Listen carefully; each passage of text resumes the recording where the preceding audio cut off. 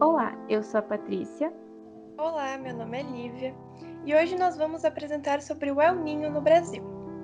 Bom, o El Niño é um fenômeno climático atmosférico anormal, que ocorre a partir do aquecimento das águas superficiais do Oceano Pacífico Equatorial na costa americana, e repetindo-se em intervalos irregulares que variam de 2 a 7 anos.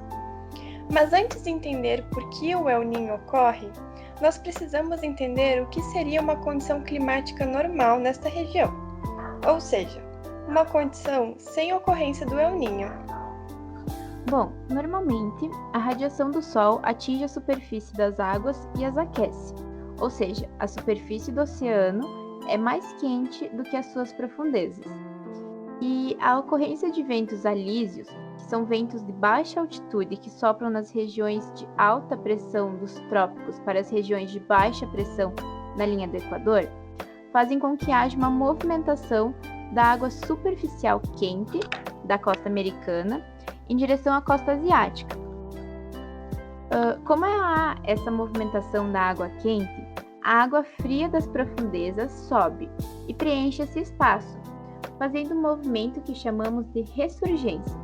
Por isso, em condições normais, a água superficial do Oceano Pacífico próxima à América é mais fria e a água superficial do Oceano Pacífico próximo à Ásia é mais quente. A partir dos ventos alísios, a água superficial tende a evaporar por conta do aquecimento, gerando nuvens de chuva que também serão empurradas pelo vento, gerando uma maior precipitação na Ásia. Além disso, vale ressaltar que o movimento de ressurgência faz com que a matéria orgânica acumulada no solo do oceano seja levada para a superfície do Pacífico Leste, gerando uma condição propícia para a pesca, já que os peixes são atraídos por essa matéria. Então, a ocorrência do El Niño significa o aquecimento da água oceânica próxima à costa americana, ou seja, não ocorre um movimento de ressurgência naquela região, e aquela água superficial que deveria esfriar acaba ficando quente. Esse fenômeno acontece devido ao enfraquecimento dos ventos alísios, não havendo aquela movimentação da água quente superficial e nem das massas de ar em direção ao continente asiático. Isso significa que o El Niño proporciona a elevação da temperatura de toda a superfície do Oceano Pacífico Equatorial, deixando a água fria e a matéria orgânica concentradas no fundo do oceano. Então, a célula de circulação das massas de ar quente, que antes era unificada, ou seja, era junta, agora é bipartida. E existem duas massas de ar circulando no Oceano Pacífico Equatorial, provocando grandes mudanças na circulação de ventos e em outras massas de ar, além da evaporação mais intensa, com o aumento do índice de chuvas em algumas regiões do planeta e estiagem em outras. O Brasil, ele possui um território muito vasto. Então, quando a gente fala de El Niño, nós podemos perceber que ele também influencia aqui alguns fenômenos. E ele atinge de forma diferente várias regiões do Brasil. Na região norte, há uma redução das chuvas em algumas áreas da floresta amazônica, sobretudo aquelas localizadas mais ao norte e também a leste, aumentando problemas como as queimadas. Isso ocorre porque a massa de ar quente e úmida causada pelo El Niño desvia a massa equatorial continental, que é responsável pela precipitação no verão na região norte, sudeste, centro-oeste e nordeste. A região nordeste também sofre com o desvio de massa equatorial continental, principalmente na região da Caatinga, gerando secas bem severas. A região centro-oeste ela sofre com um aumento relativo do índice de chuvas no verão e no Mato Grosso do Sul há um aumento de temperatura. Já no sudeste, ocorre um aumento da temperatura no inverno, consequência do desvio da massa polar atlântica para o Oceano Atlântico antes de atingir a região. Já aqui na nossa região, a região sul, a gente sofre com um aumento considerável nos níveis de precipitação e nas temperaturas, ocorrendo chuvas torrenciais que causam enchentes e deslizamentos em algumas áreas, principalmente em Santa Catarina. Bom, em resumo, o fenômeno El Niño afeta a região norte e nordeste com o agravamento da seca, ou seja, a ausência de chuvas, e a região sudeste e sul com o aumento de temperaturas e precipitações. Bom, como já dito antes, de tempos em tempos o El Niño se manifesta, deixando rastros mais intensos ou menos intensos.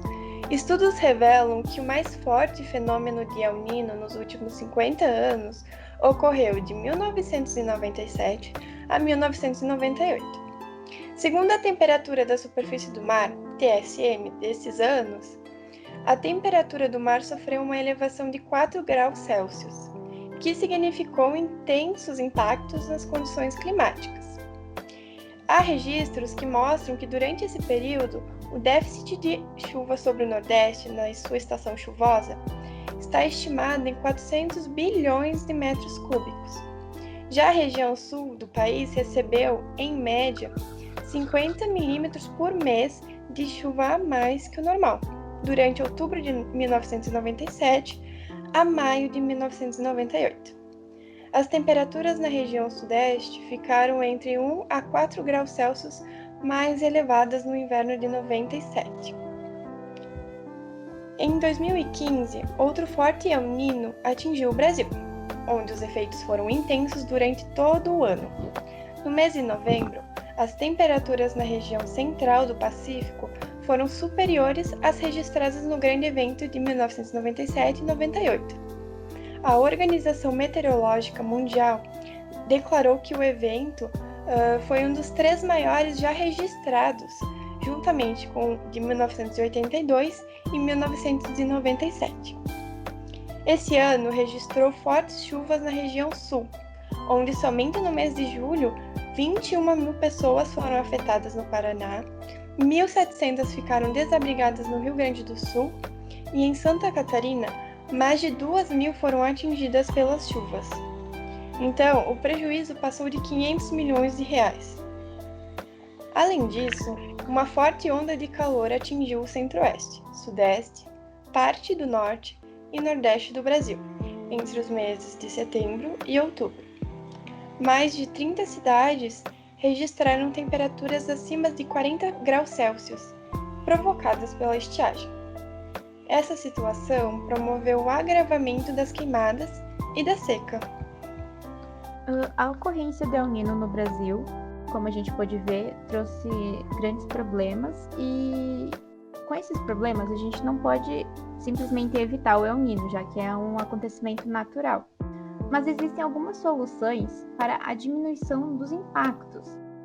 E como atualmente o El Niño pode ser previsto com 6 a 9 meses de antecedência, a partir da avaliação da temperatura do Oceano Pacífico Equatorial, em 1997, o Senado Federal criou uma comissão especial para elaborar propostas que minimizem os impactos do El Niño no campo, na cidade e no meio ambiente natural.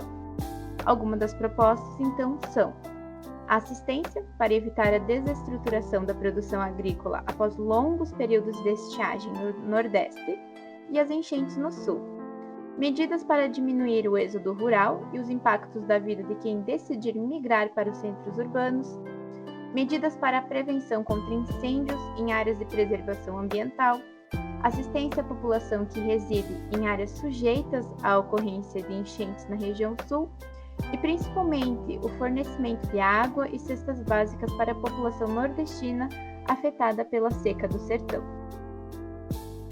Bom, essa é a nossa apresentação sobre o El Niño. A gente agradece pela atenção e é isso. Tchau! Obrigada, tchau!